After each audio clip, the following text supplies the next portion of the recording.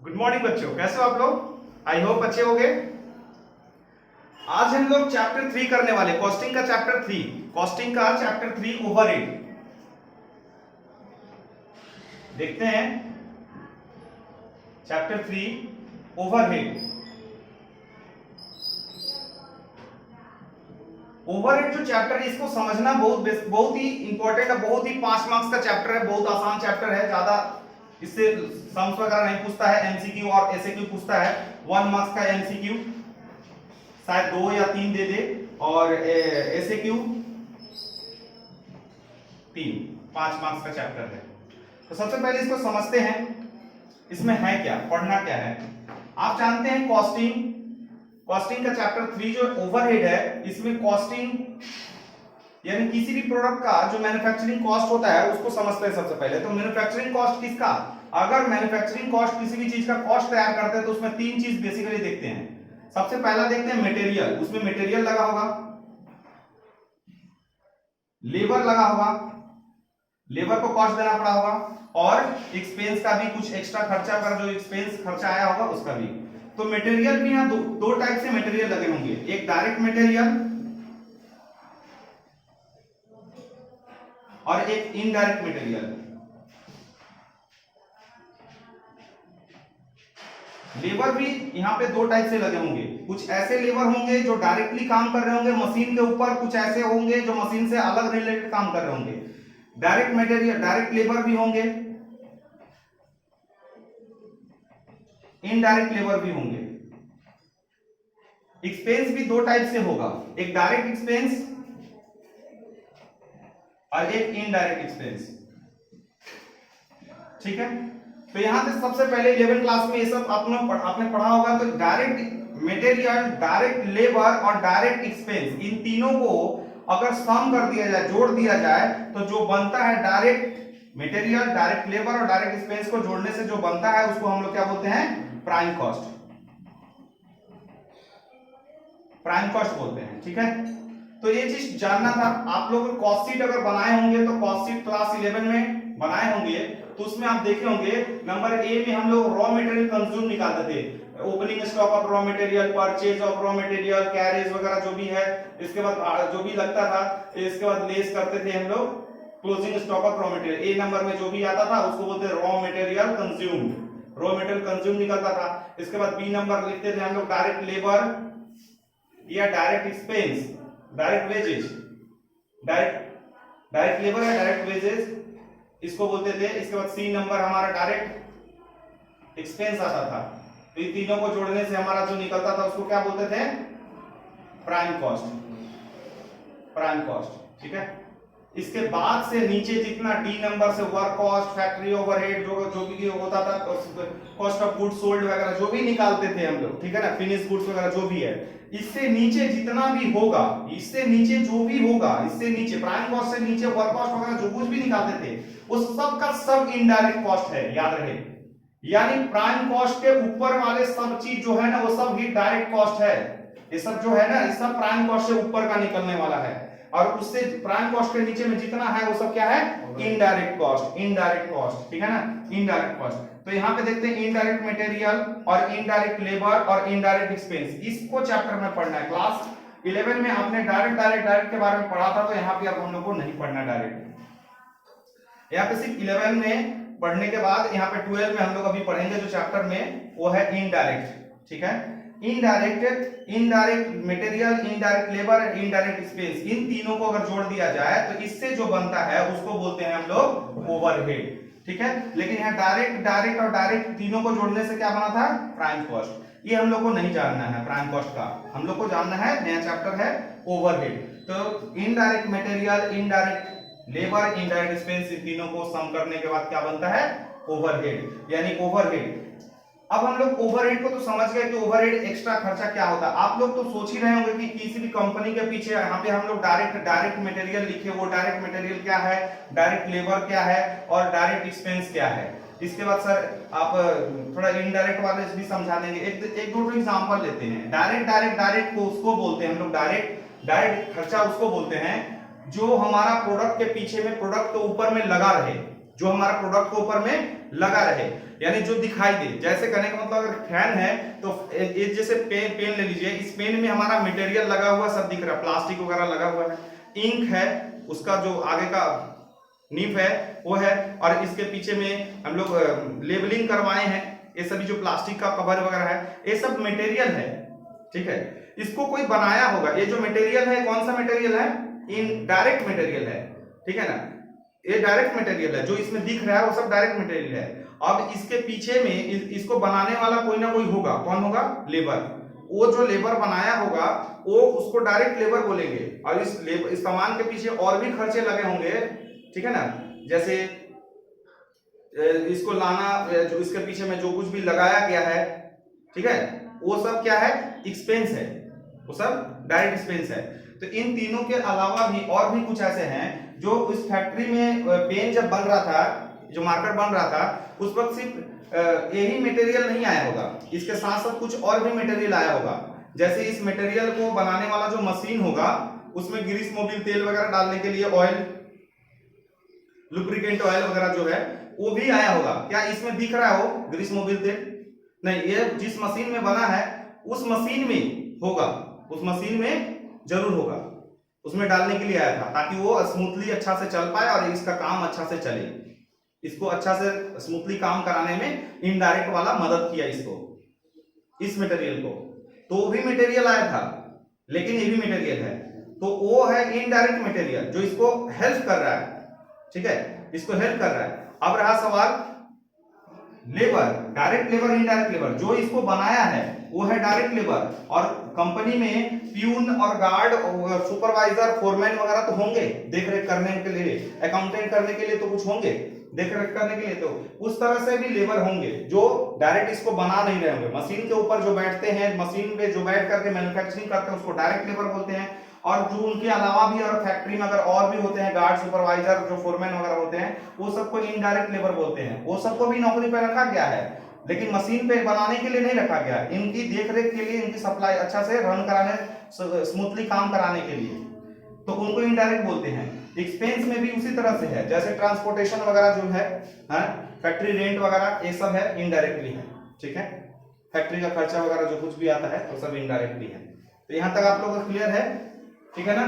तो indirect indirect indirect हम लोग को समझना था, वो ओवरहेड है। अब ओवरहेड को हम लोग समझते हैं, इसको क्लासिफाई करते हैं, क्लासिफिकेशन ऑफ ओवरहेड। ओवरहेड को कितने भागों में बांटा गया है उसको समझते हैं सबसे पहले।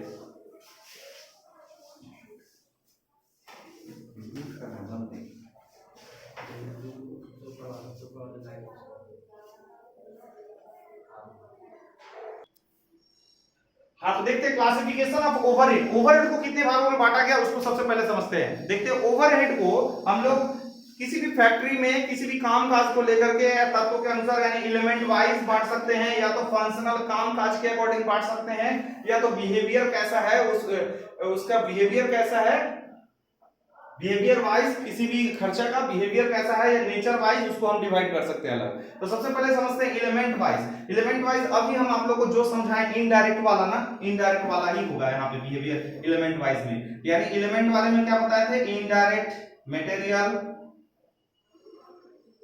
इनडायरेक्ट लेबर, इनडायरेक्ट एक्सपेंस, ठीक है। ये जो आपको बताया गया ये एलिमेंट वाइज है। एलिमेंट वाइज अगर ओवरहेड को बांटा जाए तो ये तीन तरह से बांटा सकता है। इसका एग्जांपल जो बताए थे यहाँ पर काम आ जाएगा। लेकिन यहाँ पे फंक्शनल वाइज भी बोल सकते हैं। फंक्शनल वाइज सब कितने भागों में डिवाइडेड कर सकते हैं, तो फंक्शनल वाइज हम लोग टोटली बता सकते हैं कि 4 भागों में डिवाइडेड कर सकते हैं। लेकिन आपके बुक में अगर 3 भागों में दिया हुआ तो कोई बात नहीं है, लेकिन 4 भागों में समझ सकते हो। देखो सबसे पहला है फैक्ट्री, फैक्ट्री या प्रोडक्शन, ठीक है, फैक्ट्री या प्रोडक्शन ओवरहेड, ठीक है। सेकंड है, सेकंड में आता है ऑफिस,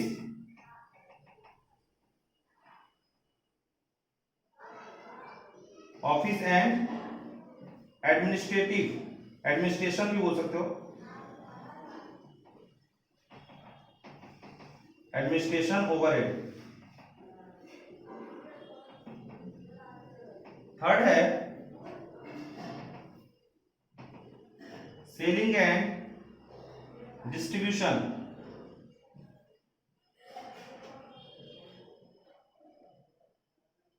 डिस्ट्रीब्यूशन ओवरहेड। फोर्थ है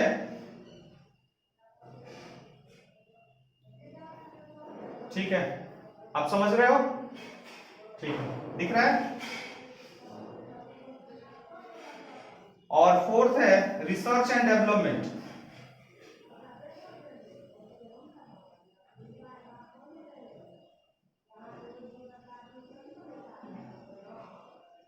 ओवरहेड।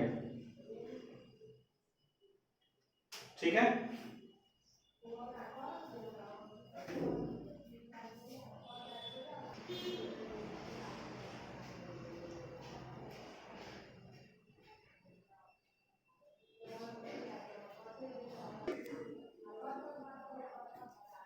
अब देखते हैं कि हम लोग एलिमेंट वाइज देख लिए, फंक्शनल वाइज देख लिए। Factory overhead, factory and production overhead, factory भी बोल सकते हैं, प्रोडक्शन ओवरहेड बोल सकते हैं। जो भी फैक्ट्री में रिलेटेड खर्चा है, कुछ एक्स्ट्रा खर्चा है फैक्ट्री में प्रोडक्शन करते वक्त, तो उसको हम लोग फैक्ट्री या प्रोडक्शन ओवरहेड बोलेंगे। इसमें बहुत सारे एग्जांपल हम लोग देखेंगे जल्दी से। और ऑफिस एंड एडमिनिस्ट्रेशन, जैसे ऑफिस में बहुत सारे कुछ ऐसे खर्चाएं होते हैं जो ऑफिस को एडमिनिस्ट्रेशन, ऑफिस में या एडमिनिस्ट्रेशन को चलाने में कुछ एक्स्ट्रा खर्चे आते हैं, उसको इसमें समझेंगे। कुछ इसका एग्जांपल बहुत अच्छा सा है। और सेलिंग एंड डिस्ट्रीब्यूशन, जो फिनिश गुड्स हो जाता है उसको सेलिंग, मार्केट में सेलिंग कराना, उस सेलिंग कराने के बाद उसको डिस्ट्रीब्यूट कराना, ठीक है ना। अगर कोई ऑर्डर ले रहा है तो उसको हमको डिस्ट्रीब्यूट करना, उसके दौरान हम लोग का जो भी है, जैसे ट्रांसपोर्टेशन का खर्चा वगैरह जो कुछ भी है, वो सब हम लोग का सेलिंग एंड डिस्ट्रीब्यूशन ओवरहेड का एग्जांपल हो जाएगा। अब आ रहा research and development overhead. Research and development overhead में क्या होता है? रिसर्च एंड डेवलपमेंट में कोई अगर प्रोडक्ट है, अगर उसका क्वालिटी अच्छा नहीं है, क्वालिटी अच्छा नहीं है, जैसे 10 रुपए कॉस्ट लग करके एक प्रोडक्ट को बनाए लेकिन क्वालिटी अच्छा नहीं बना, अगर हम 2 रुपया और उस पर अगर और अच्छा करते हैं तो डेवलप हो जाएगा, उसका क्वालिटी बहुत अच्छा हो जाएगा। तो उस वक्त हम लोग का जो एक्स्ट्रा खर्चा पड़ता है ना, वो इसमें आता है रिसर्च एंड डेवलपमेंट में। रिसर्च करते वक्त या कुछ किसी प्रोडक्ट को अगर डेवलपमेंट कर रहे हैं तो उसके पीछे हम लोग का जो खर्चा लगता है रिसर्च एंड डेवलपमेंट। यहाँ फंक्शनल वाइज था, अब हम लोग समझेंगे behaviour and nature wise. Behaviour and nature wise भी 3 प्रकार के होते हैं ओवरहेड। तो बिहेवियर एंड नेचर वाइज हम लोग समझते हैं, सबसे पहला होता है फिक्स्ड ओवरहेड।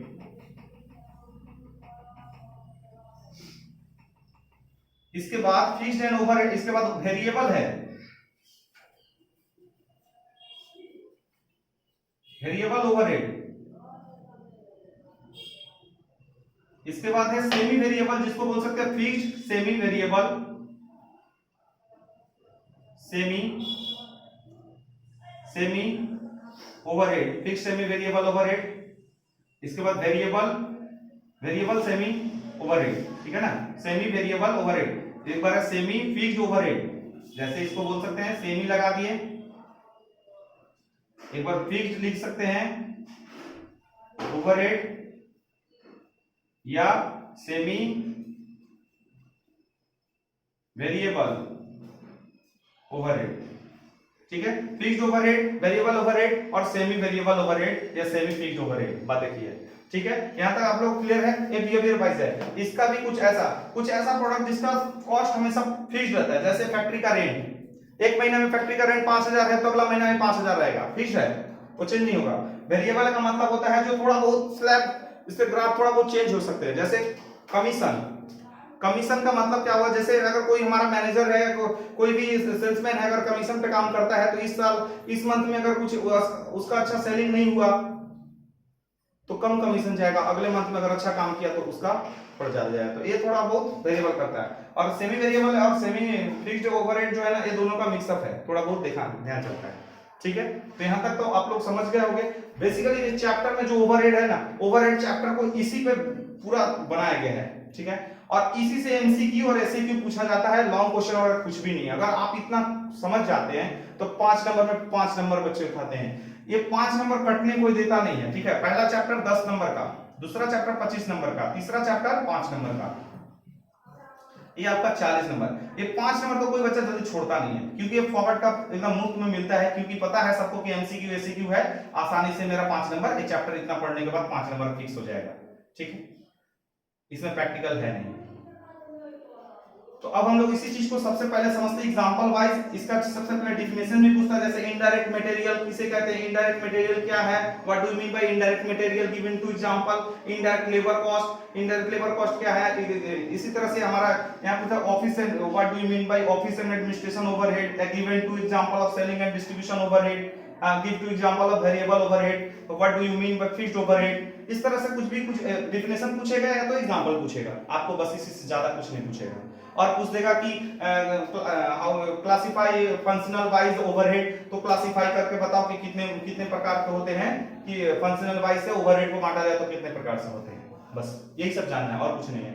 ये चैप्टर पूरा यहीं पे फिनिश हो जाएगा। बस इसका एग्जांपल वगैरह है उस सब कुछ समझना है। अभी हम एग्जांपल को देखते हैं जल्दी जल्दी।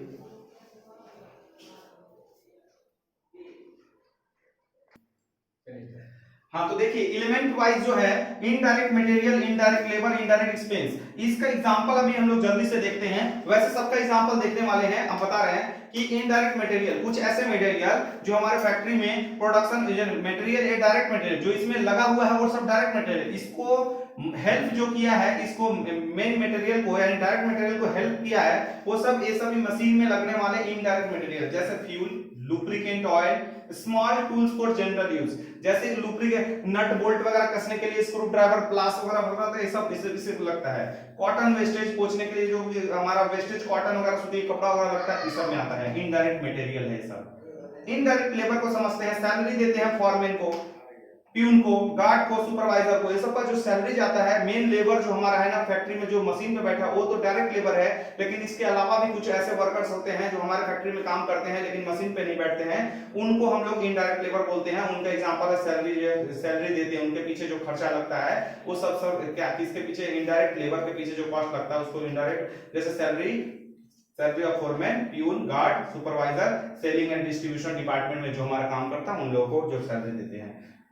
इनडायरेक्ट एक्सपेंस क्या क्या है, अलग से खर्चा क्या है, जैसे फैक्ट्री का रेंट भरना है, वो सब भी इस फैक्ट्री, इसी प्रोडक्ट का फैक्ट्री है तो इसके पीछे ही इसके नाम जुड़ा जाएगा इसमें ही, तो फैक्ट्री का रेंट हो गया, ऑफिस का रेंट हो गया, पोस्टेज एंड टेलीग्राम, कोई पोस्ट कर रहे हैं कोई भी चीज, पोस्टेज एंड टेलीग्राम, ठीक है ना, जैसे इनवलप वगैरह हुआ, किसी चीज को पोस्ट करवाना है, पोस्ट ऑफिस से कुछ भी आना, ये सब जो खर्चा 10, 5, 20 रुपए जो 50 रुपए लग रहा है, इसमें हमारा एक्स्ट्रा खर्चा लग रहा है। जैसे इंश्योरेंस करवा रहे हैं, इंश्योरेंस हर साल हम लोग इंश्योरेंस किसी चीज का रिन्यू करवाते हैं, तो सब के लिए हमारा जो खर्चा लग रहा है ये सब इनडायरेक्ट खर्चा है।